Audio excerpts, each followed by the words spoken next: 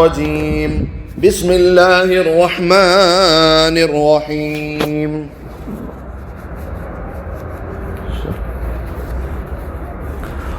قل للذين كفروا ستغلبون وتحشرون إلى جهنم وبئس المهاد قد كان لكم آية في فئتين التقطا فئة تقاتل في سبيل الله وأخرى كافرة يرونهم مثليهم رأي العين والله يؤيد بنصره من يشاء إن في ذلك لعبرة لأولي الأبصار صدق اللہ العظیم۔ ترجمہ، اللہ تبارک و تعالیٰ کا مبارک اور مقدس ارشاد ہے،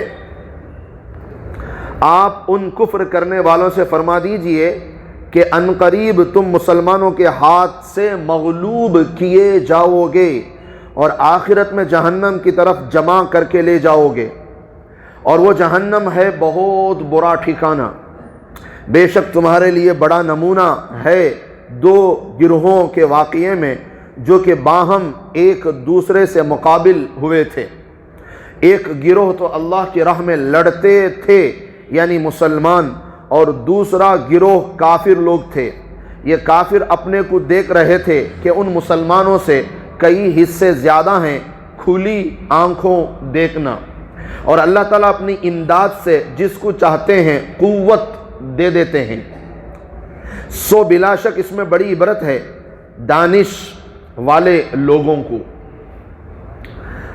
سورہ آل عمران کی یہ آیت نمبر 12 اور یہ آیت نمبر 13 ہے۔ پہلی آیت کا خلاصہ کہ کفر اور کافر، یہود ہو کہ نصارہ یا کوئی اور ہو، عنقریب وہ مسلمانوں کے ہاتھوں ہارے جائیں گے، مغلوب ہوں گے، ذلیل ہوں گے، اور پھر اللہ مسلمانوں کو بلندی عطا فرمائیں گے، اور ان ہارے ہوئے کافروں کو، مغلوب ہوئے یہود و نصارہ کو اللہ جہنم میں پہنچا کے چھوڑیں گے جو بہت برا ٹھکانہ ہے۔ دوسری آیت کے اندر ایک جنگ بدر کی طرف اشارہ ہے۔ اب اس آیت کو سمجھانے کے لیے یہ دوسری آیت آئی ہے۔ کیا تم نے نہیں دیکھا ان دو جماعتوں کے بارے میں جو کفر کی تعداد تو بہت زیادہ تھی اور مسلمانوں کی تعداد ان کے مقابلے میں تھوڑی تھی، مگر اللہ نے جو قوت دی وہ کتنی طاقتور تھی، اور پھر اللہ نے کیسے مسلمانوں کو فتح عطا فرمائی جنگ بدر میں۔ یہ دو آیتیں ہیں۔ تو میرے عزیزوں، میرے بھائیوں، اوپر سے ایک سلسلہ چلا آ رہا ہے وفد نجران کا، عیسائیوں کا ایک وفد جو 60 افراد پر مشتمل، جو مذاکرات کے لیے مدینہ آیا تھا اور پھر وہ واپس جا رہا تھا۔ تو ان کی جو مذاکرے ہوئے تھے اسی بارے میں یہ آیتیں ہیں، سب ہیں۔ جو مان لیں ان کے بارے میں کیا، جو نہیں مانے ان کے بارے میں کیا، یہ آیتوں میں سلسلہ چل رہا ہے۔ اب اللہ فرماتے ہیں کہ جب غزوہ خندق میں مکمل طور پر غزوہ خندق میں قریش کو شکست ہو گئی اور مسلمانوں کو فتح نصیب ہو گئی، تو واپس جب مسلمان جیت کر مدینہ طیبہ تشریف لائے تو آپ صلی اللہ علیہ وسلم نے بنو قینقاع بازار میں یہودوں اور نصرانیوں کو اکٹھا کر کے ان سے مخاطب ہو کر آپ صلی اللہ علیہ وسلم نے فرمایا کہ دیکھو، اللہ پاک کی مدد سے وہ قریش جنہوں نے نہ ہمیں مکے میں رہنے دیا، جنہوں نے ہمارے مقابلے کے لیے سب کچھ جوڑ کر مختلف جماعتوں کے گروہ کو لا کر ہم سے مقابلہ کیا، اللہ پاک نے ہمیں کیسے فتح عطا فرمایا اور قریش کے دانت کیسے کھٹے کیے اور ان کو کیسی شکست ہوئی۔ اے یہود و نصارہ، تمہارے لیے ابھی ہم دعوت دیتے ہیں، تم بھی ایمان میں آ جاؤ، اللہ کی بات کو قبول کر لو، ورنہ جو حشر قریشیوں کا ہوا ہے، جو قریش کے کافروں کا اور مشرکوں کا ہوا ہے، عنقریب وہ حشر تمہارا ہونے میں بھی کوئی دیر نہیں لگے گی۔ اس سے پہلے تم ہوش میں آؤ، تم تو علم والے ہو، تم تو پڑھے لکھے ہو۔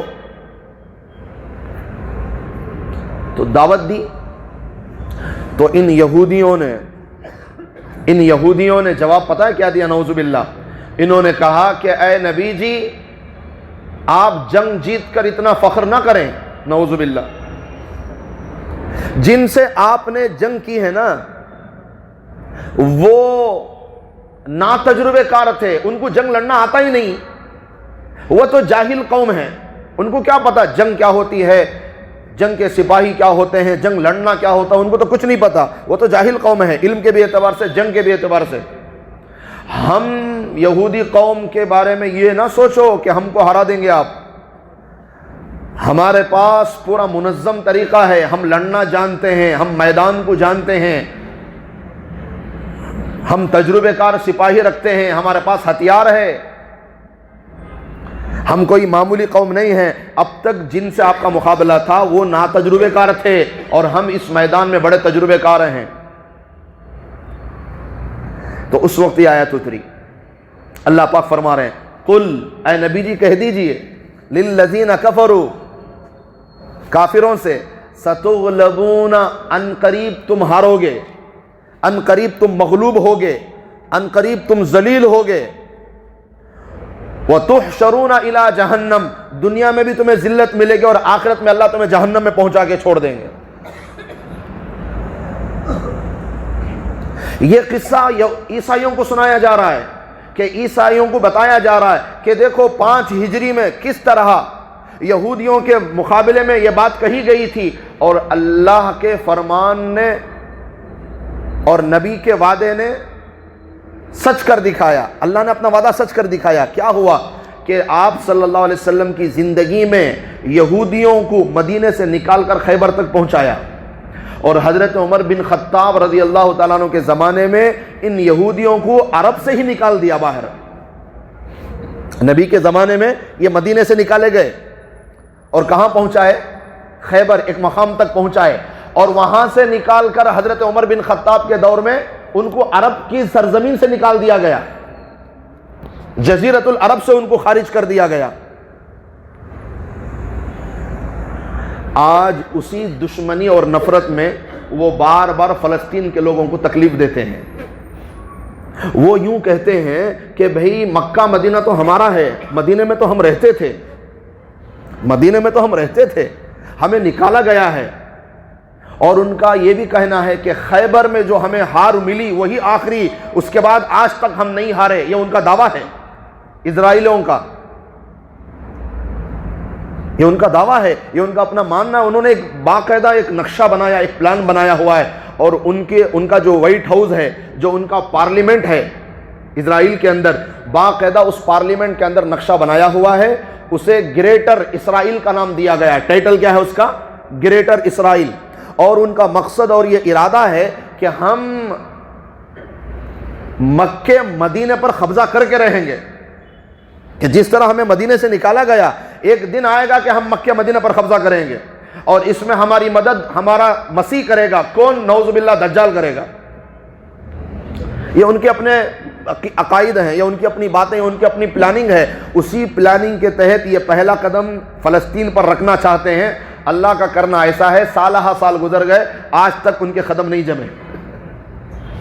بڑی چالاکی سے آ کر اسلامی کنٹریوں کے بیچ میں بیٹھ تو گئے ہیں، ہر 4 دن کے اندر ہر کچھ وقت میں کچھ نہ کچھ تکلیفیں دیتے رہتے ہیں، مگر اللہ کی مدد بھی ایسی آتی ہے کہ وہ کبھی پوری طرح مسلمانوں کو انشاءاللہ ختم نہیں کر سکیں گے، چاہے کچھ بھی چال چل لیں۔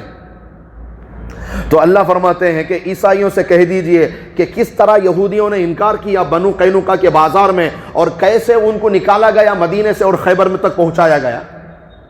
اگر تم بھی بات نہیں مانو گے، اے وفد نجران، اے عیسائیوں کے قافلہ، اگر تم بھی یہ بات نہیں مانو گے تو پھر ان قریب تمہیں بھی جو ہے اللہ تعالیٰ ہرا کے چھوڑ دیں گے، مغلوب بنائیں گے۔ میرے عزیزوں، میرے بھائیوں، یہ وعدہ ایک مرتبہ نبی کے زمانے میں مکمل ہو گیا۔ کیا مکمل ہو گیا؟ کہ ہم ان قریب ان کو مغلوب کر دیں گے۔ آپ صلی اللہ علیہ وسلم کی حیات طیبہ میں حجۃ الوداع کے موقع تک، مکے کے فتح ہونے تک، اللہ نے قریشیوں کو بھی شکست دی، یہودیوں کو بھی شکست دی، اور نصرانیوں کو بھی شکست دی۔ سارے جزیرہ عرب میں الحمدللہ اسلام کا جھنڈا بلند ہوا ہے، یہ اللہ کا وعدہ پورا ہوا ہے۔ اور علماء فرماتے ہیں اسی آیت کے تحت انشاءاللہ قیامت سے پہلے عنقریب ایک مرتبہ ایک موقع اور آئے گا، اور اس وعدے کے مطابق اللہ تعالیٰ دوبارہ مسلمانوں کے ہاتھوں ان یہود و نصارہ کو شکست دے کر رہیں گے، ان کافروں کو شکست دے کر رہیں گے۔ اور وہ وقت کب ہے؟ اور وہ وقت ہے حضرت عیسیٰ علیہ السلام کے آسمانوں سے اترنے کے بعد۔ تب تک حالات چلتے رہیں گے، دنیا بھر کے اندر تکلیفیں دی جاتی رہیں گی، ہمیں مجبور کیا جا رہا ہے وندے ماترم پڑھو۔ ارے بھائی ہمارا آرٹیکل نمبر 25 ہمیں حق دے رہا ہے کہ ہم اپنے مذہب پر آزادی کے ساتھ اپنے مذہب پر چل سکتے ہیں، تو پھر آپ کوئی بھی نغمہ، کوئی بھی جملہ، کوئی بھی نعرہ مسلمانوں پر تھوپنے کی کیا ضرورت ہے؟ ہمارے جو مسلمانوں کے بچے اسکول میں جاتے ہیں، اب عن قریب یہ اسکولوں میں ضروری قرار دیا جائے گا اور ہمارے بچوں کو پڑھنے پر مجبور کیا جائے گا۔ دیکھتے رہیں آپ، ابھی تو بل پاس ہو گئی، جیسے جن گن من ایک مکمل راشٹر گیت قرار دیا گیا ہے، اسی طرح اب اس کو بھی جو ہے مکمل مقام دے دیا گیا اور اسے بھی پڑھنا ضروری بنا دیا گیا۔ اب اسکولوں میں ہمارے معصوم بچوں کو یہ پڑھا جائے گا۔ ایسے حالات دنیا میں آتے رہیں گے۔ اور ایک علاقے میں اب دیکھ رہے ہیں نا وہ سوشل میڈیا کے اندر مسجدوں میں گھس کر وہاں پر ڈرایا جا رہا ہے، دھمکایا جا رہا ہے۔ تبت کے سرگاہی نہ انہیں قوم، وہ کیا نام، کیا وہ علاقہ میں نام ذہن سے نکل گا، انڈیا میں ہمارے تو باقاعدہ آسام نہیں اور ایک علاقہ ہے، تو وہاں باقاعدہ وہ مسجدوں میں جا رہے ہیں اور مسجدوں میں باقاعدہ امام کو دھمکی، مؤذن کو دھمکی، وہاں کے لوگوں کو دھمکی، تمہیں کہاں سے آئے، کیسا آئیں، وہ کیا کہ عجیب چل رہا، چلیں دے، کیا ہوا تو بھی ہون دے۔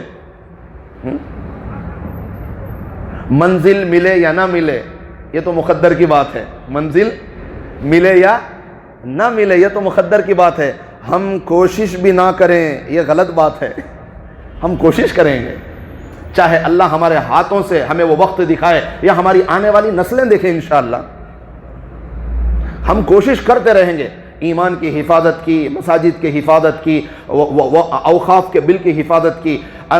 دیکھنے میں پوری دنیا میں کیا لگ رہا ہے؟ سب سے زیادہ ہتھیار یہود و نصارہ کے پاس ہے، سب سے زیادہ ٹیکنالوجی ان کافروں کے پاس ہے، سب سے زیادہ لشکر ان کے پاس ہے۔ یہ کچھ نہیں ہو سکتا، جب اللہ چاہیں گے اور حضرت عیسیٰ علیہ السلام آئیں گے تو پھر ان کی ٹیکنالوجی، ان کی طاقتیں، ان کے ہتھیار کچھ کام نہیں آئیں گے۔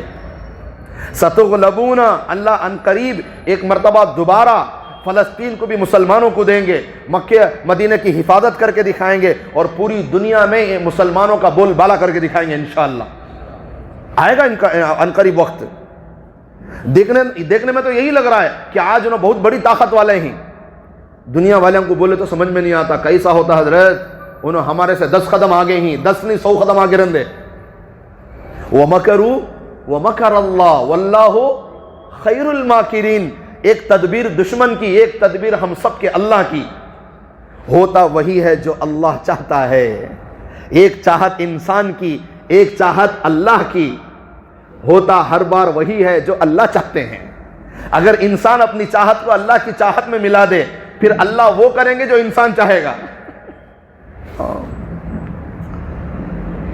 عنقریب ہوگا، حالات سے گزرنا یہ تو امتحان ہے، دنیا ہے، امتحان ہوتا رہے گا۔ کبھی ایمان پر حملے کیے جائیں گے، کبھی ہمارے عقائد پر حملے کیے جائیں گے، کبھی مساجد پر حملے کیے جائیں گے، کرنے دو جو کرنا ہے، مگر ہمیں ہمارے ایمان کی حفاظت کرنی ہے اور ہمارے ایمان کے ساتھ ہمیں آگے بڑھنا ہے انشاءاللہ۔ کوئی دنیا کی طاقت کسی مسلمان کو انشاءاللہ ایمان سے نہیں ہٹا سکتی۔ اور ہمارے نوجوانوں کی اللہ حفاظت فرمائے۔ آنے والے وقت میں ہمارے نوجوان بچوں کی عقائد کی حفاظت کرنا بہت ضروری ہے۔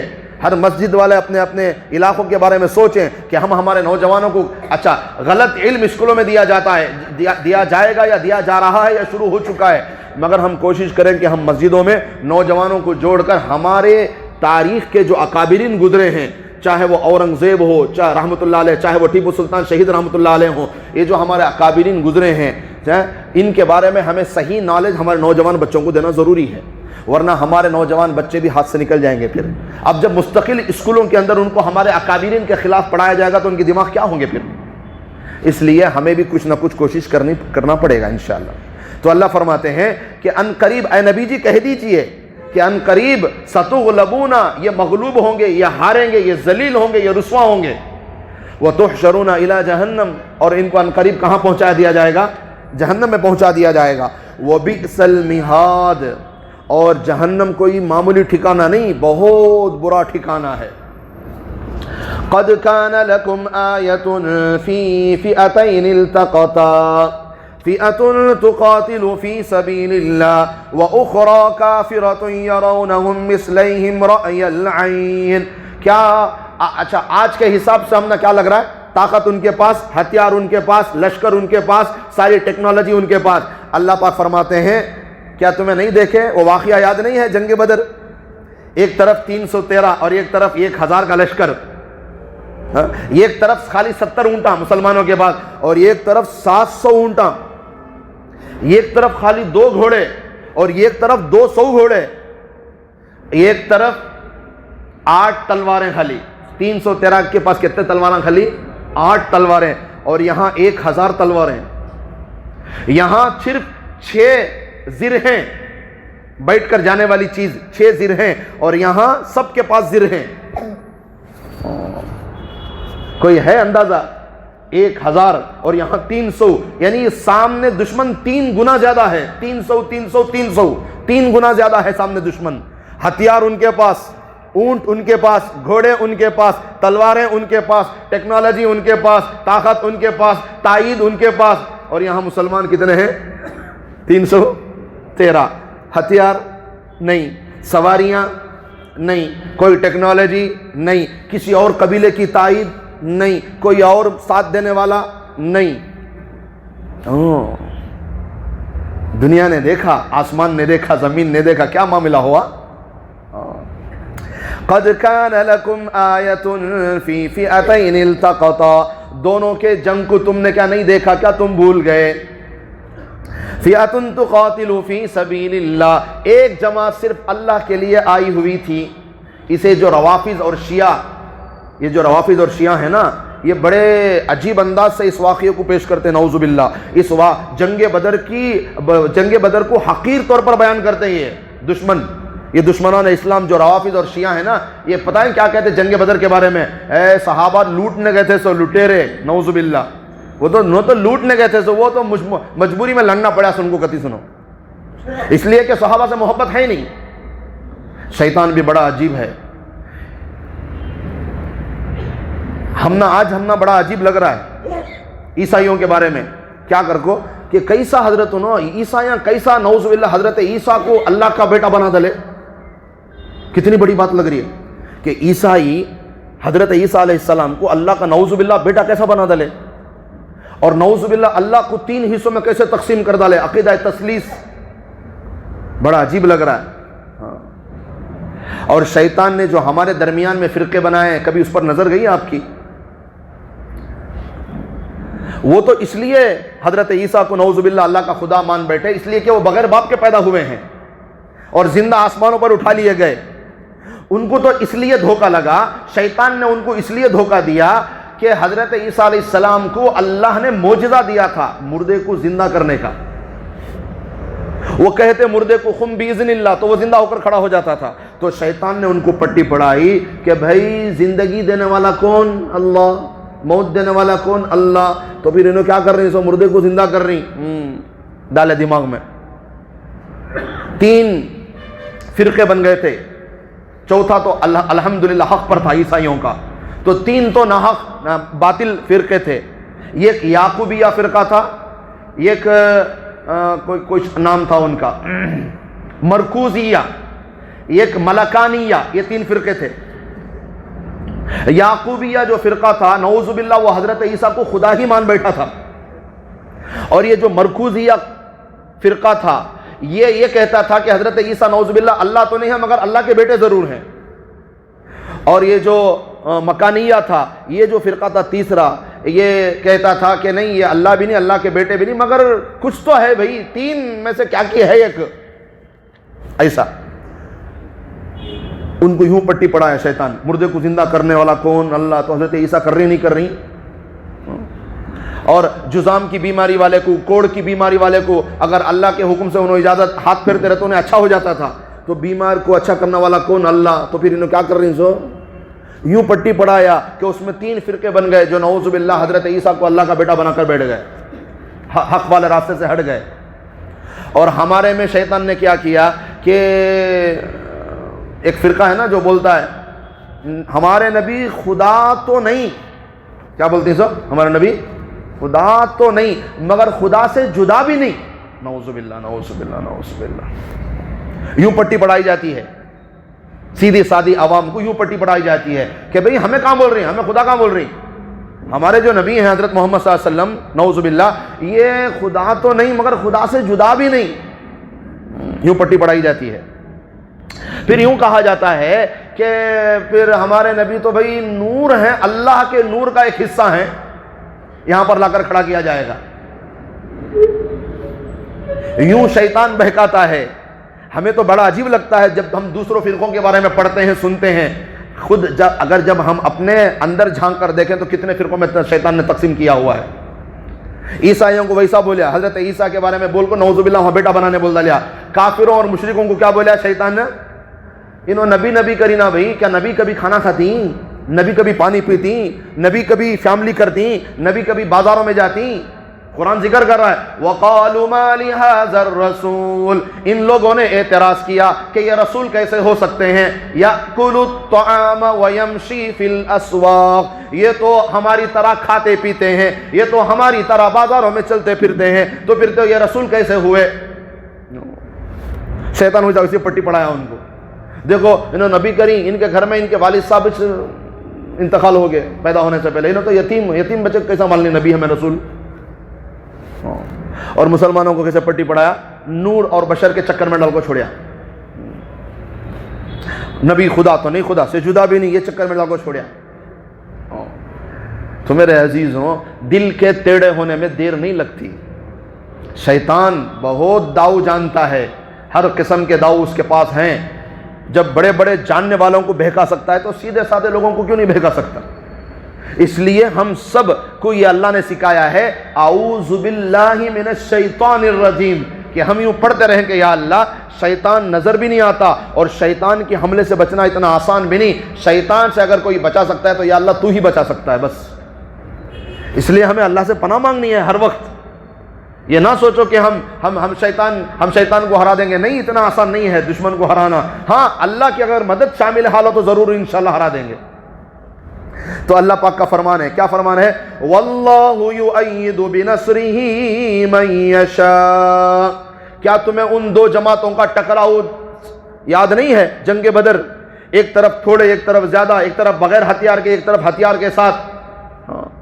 پھر اللہ نے جب دشمن آ گیا نا میدان میں تو دشمنوں نے بھیجا جاسوسی کے لیے اپنے ایک بندے کو، عمیر بن سعد کو بھیجا، جاؤ مسلمانہ کتیا کو ہی دیکھ لگو کرو.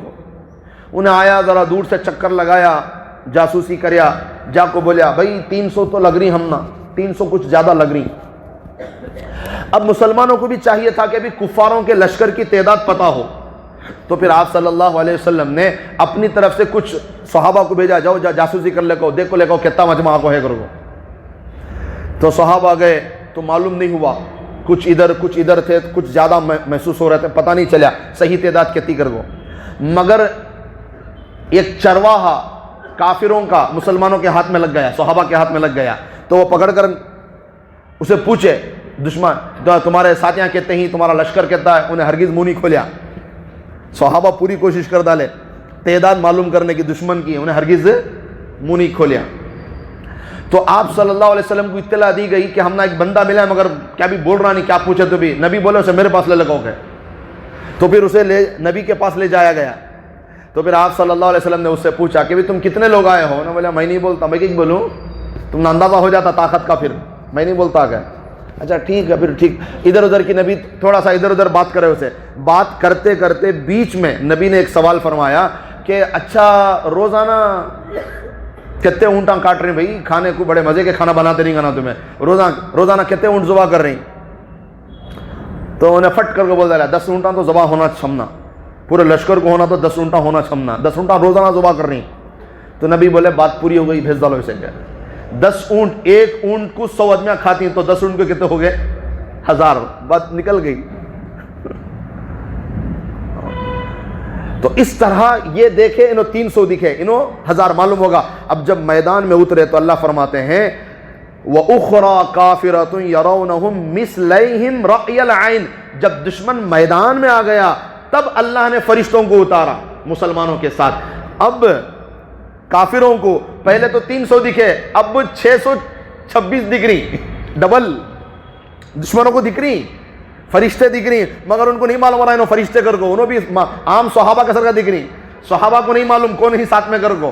اسی لیے صحابہ فرماتے ہیں کہ جنگ بدر میں ہمیں تلوارہ نہیں کرو، جا کو نبی کو بولے اے نبی جی ہمارے پاس تلوارہ نہیں، لڑنا سو کیسا.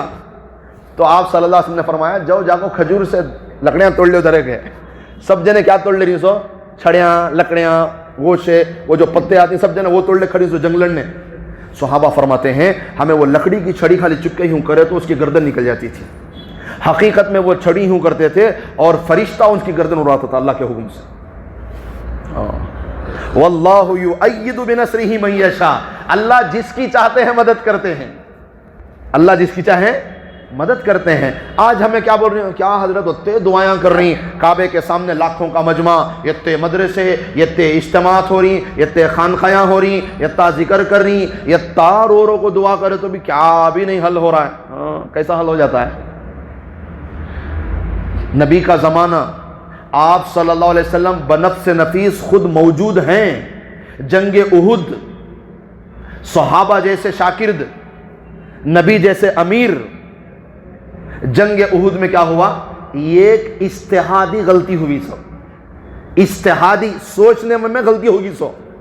جان بوجھ کو صحابہ غلطی نہیں کرے، جان بوجھ کو نعوذ باللہ نافرمانی نہیں کرے. ایک غلطی ہوئی جنگ احد میں، اجتہادی غلطی ہوئی.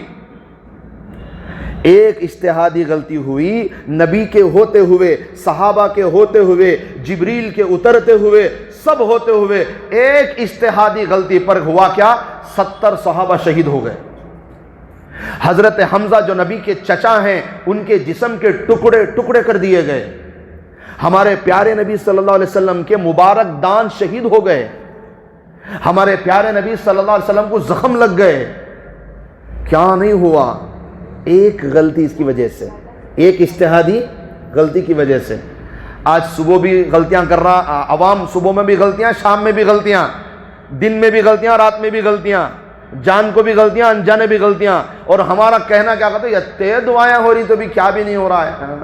پہلے غلطیاں کرنا بند کرو، جھوٹ بولنا چھوڑو، حرام کھانا چھوڑو، سود کھانا چھوڑو، نماز کی غفلت کو ختم کرو، نماز پڑھنا شروع کرو، اللہ کے دربار میں آؤ، 5 وقت نماز میں حاضری لگاؤ، اللہ کے سامنے سجدہ رکھو، اللہ سے مانگو، تب انشاءاللہ مسئلے حل ہوں گے.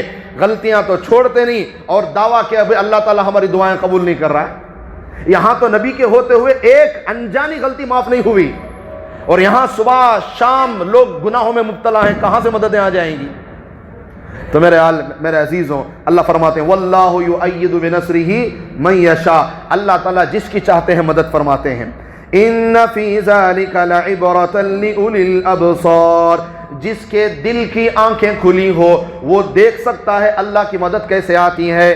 جو اندھا ہو گیا یہودیت میں جا کر، جو اندھا ہو گیا نصرانیت میں جا کر، جو اندھا ہو گیا کافر ہو کر، اسے اللہ کی مدد نظر نہیں آئے گی. انشاءاللہ مسلمانوں کو اللہ کی مدد ضرور نظر آئے گی. تو انشاءاللہ ایک مرتبہ نبی کے زمانے میں سارا کفر ہار چکا ہے، اور ان قریب انشاءاللہ قیامت کے قریب اللہ تعالیٰ حضرت عیسیٰ علیہ السلام کے ہاتھوں پوری دنیا کے کفر کو دوبارہ ہرائیں گے، اور وہ فائنل ہرائیں گے اور جہنم میں پہنچا کے چھوڑیں گے انشاءاللہ. اللہ تعالیٰ ہم سب کو، ہمارا پوری امت میں اللہ جوڑ نصیب فرمائے، اتحاد نصیب فرمائے. اللہ تعالیٰ صبر جمیل عطا فرمائے. اللہ ہمیں عبادتوں میں لگنے کی توفیق نصیب فرمائے. الحمدللہ اس پورے ہفتے کے اندر ماشاءاللہ رب ایک تو محکم اور متشابہات پر بات آئی، محکم اور متشابہات پر آئی. ٹھیک ہے، محکم ان آیتوں کو کہتے ہیں جن کا معنی سمجھ میں آ جاتا ہے. متشابہات ان آیتوں کو کہتے ہیں جس میں ڈبل میننگ ہو سکتی ہے، یہ بھی معنی مراد ہو سکتا ہے، وہ بھی مراد ہو سکتا ہے. اس میں وہ معنی لیں گے جو قرآن کے خلاف نہیں ہے، جو حدیث کے خلاف نہیں ہے، وہ معنی ہرگز نہیں لیں گے جو شریعت کے خلاف ہے. ٹھیک ہے. پھر اس کے بعد دعا اللہ نے سکھائی، ربنا لا تزغ قلوبنا، اے اللہ ہمارے دلوں کو ٹیڑھا بننے سے بچا لے. یہ دعا روزانہ کم سے کم 1 دفعہ مانگنا ہے. ٹھیک ہے. پھر اس کے بعد اللہ نے فرمایا ان کافروں سے کہہ دو ان کی اولاد اور ان کی دولت انہیں قیامت کے دن نہیں بچا سکتی، بس اللہ کے اوپر ایمان ہوگا، کلمہ ہوگا، تقوی ہوگا تو پھر وہ بچائے گا۔ اور آج کی جو تفسیر ہے وہ انشاءاللہ ہمارے سامنے موجود ہے۔ تو الحمدللہ اس پورے ہفتے کی تفسیر میں اس میں نہ سمجھایا، اہل سنت والجماعت کا مطلب یاد ہے نہیں انشاءاللہ؟ ہمارا اچھا 4 چیزیں یاد رکھو۔ ہمارا دین اسلام، ہمارا دین کیا ہے؟ اسلام۔ بولو ہمارا دین کیا ہے؟ اسلام۔ ہمارا مسلک اہل سنت والجماعت، بولو ہمارا مسلک کیا؟ اہل سنت والجماعت۔ ہمارا مذہب مذہب احناف، ہمارا مذہب مذہب احناف۔ ہمارا منہج، ہمارا طریقہ دیوبندیت، ہمارا طریقہ دیوبند۔ یہ 4 چیزیں یاد رکھیں گے انشاءاللہ۔ ہاں، نمبر 1 ہمارا دین کیا ہے؟ اسلام۔ ہمارا مسلک اہل سنت والجماعت، ہمارا مذہب احناف، اور ہمارا منہج، ہمارا طریقہ کار دیوبندیت انشاءاللہ۔